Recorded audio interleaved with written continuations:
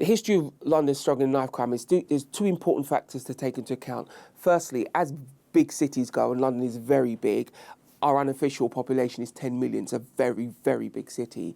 It's still one of the safest places to be in the world from that point of view.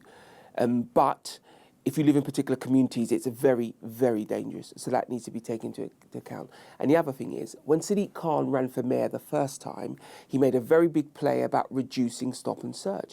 And he talked about reducing stop and search. On the street, that became, the words were, we're going to stop and search. So what happened was your average gangster armed themselves because they didn't feel like they were going to get stopped.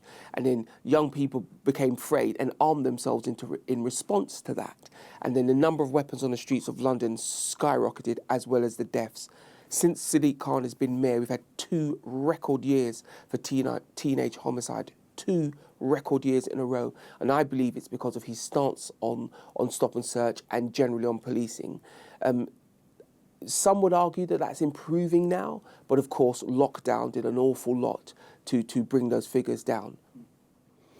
The statistics show that black people are more likely to be the perpetrators in knife crime and also more likely to be the victims.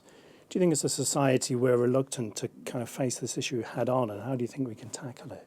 The short answer to your question is yes. We are reluctant to attack head on the idea, the fact that black people are more likely to be a victim of crime and also be the perpetrator of crime, particularly knife crime. We need to have a look at that.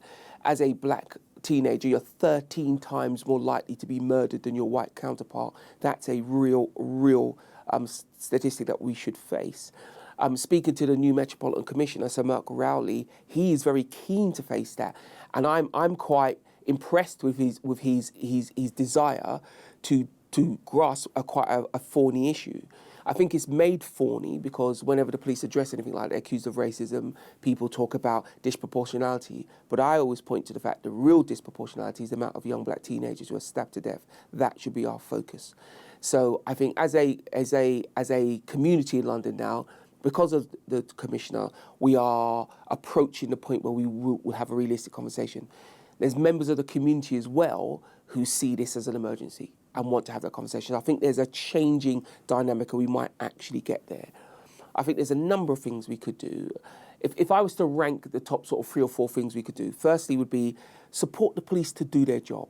They're not social workers, they're here to enforce the law. Support them to do that. We have to have a realistic talk about the amount of stop and search, because we always say, it's always said rather, oh, stop and search doesn't lead to many arrests. But what it does lead to is the fact that people think, well, I might get caught with this weapon, I better not carry it. And that's very, very important, because the number of weapons on the street equals the number of terror on the street. So that's very, very important.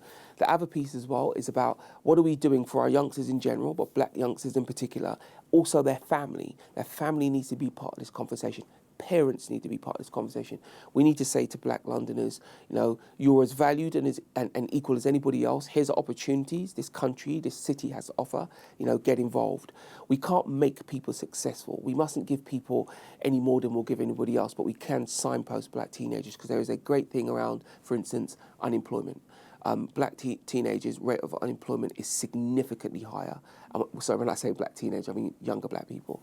It's significantly higher than their white counterparts. That has an impact on our communities because we have very much lower income, and that needs to be addressed.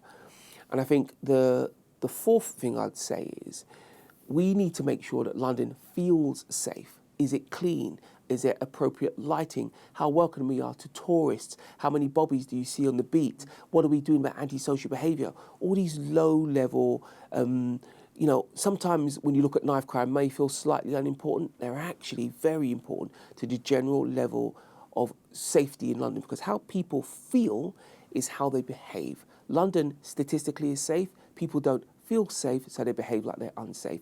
And in one sense, that means they carry weapons.